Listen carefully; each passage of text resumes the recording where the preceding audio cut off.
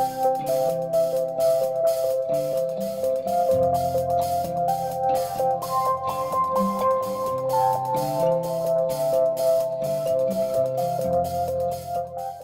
wanted to just say how excited I am for the collaborations that we've had so far and what I hope to see emerge from this space, both with the School of Education and others around campus and in the community.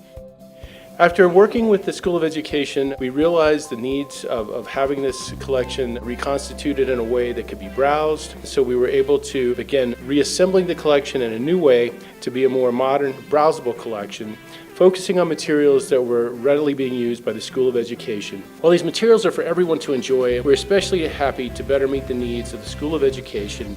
and make Norlin Library more inclusive for CU community members with children and families who may choose to use the collection while on campus.